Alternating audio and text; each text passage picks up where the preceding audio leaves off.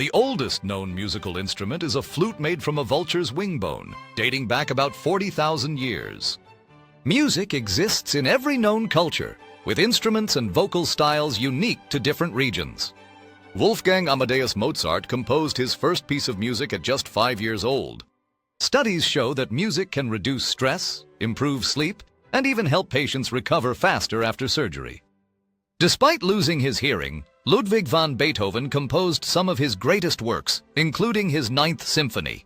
The Great Stalacpipe Organ in Virginia's Luray Caverns uses stalactites to produce music and spans 3.5 acres. Birds often inspire music with their beautiful songs and unique vocalizations.